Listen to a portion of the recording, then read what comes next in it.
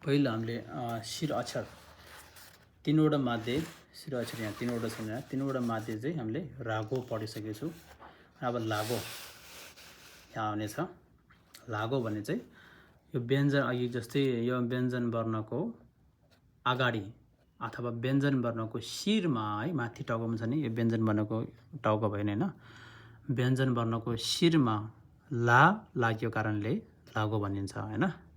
यो चाहिँ कतिवटा छ भने 10 वटा छ अरे 10 वटा लागोहरू।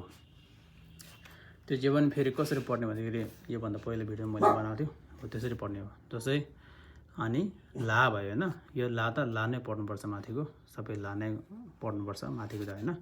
अब यसमा व्यञ्जन वर्ण जोड्दाखेरि चाहिँ कसरी उच्चारण गर्नुपर्छ भन्दाखेरि ला यहाँ नेपालीमा लेखेको छ ला तातक ला कातक का भनेर पढ्नुपर्छ है। ला कातक का अनि ला गातक गा यो है यो यहाँ ला कातक गा।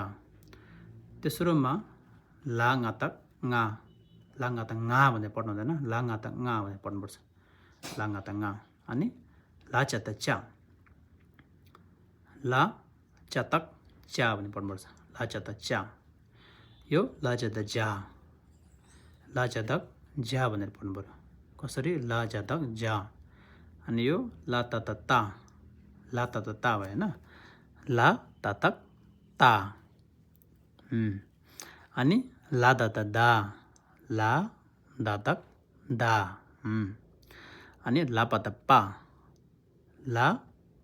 पतक पा यसरी पढ्नु। अनि यो ला बातक बा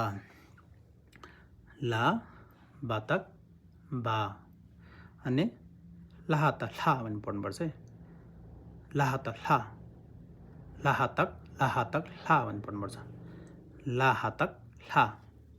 यो चाहिँ अलिक पढ्न गाह्रो हुन्छ होला। यसले कसरी पढ्नुपर्छ ला तक ला भनेर पढ्नुपर्छ। अनि प्रत्येक व्यञ्जन वर्णको शिरमा अनि ला अथवा रा अथवा सा आयो भने सबैको यो उच्चारण गर्दाखेरि चाहिँ अलि स्वर चाहिँ अलिकति सानो भएर जान्छ। जस्तै ला कातक का यो ला कातक का ला कातक गा भनेर चाहिँ अब पढ्नु त पढिन्छ तर हामीले पढ्दा चाहिँ ला कातक का ला कातक गा भनेर पढ्नुपर्छ हैन। ला गातक गा पहिला गा भनेर पढ्दा अहिले ला गातक गा हैन। ला चतक चा ला चतक जा ला ततक ता ला ततक दा ला पतक प ला पतक ब ला तक ला यसरी।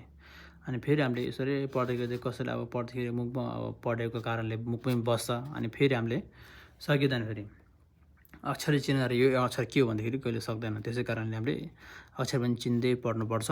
अनि यो यहाँ पनि पढ्नुपर्छ है ला तक ला ला पतक बा ला पतक प ला ततक दा ला ततक ता ला चतक जा ला चतक चा ला गातक गा ला गातक गा ला गातक का हो यसरी पढ्नुपर्छ।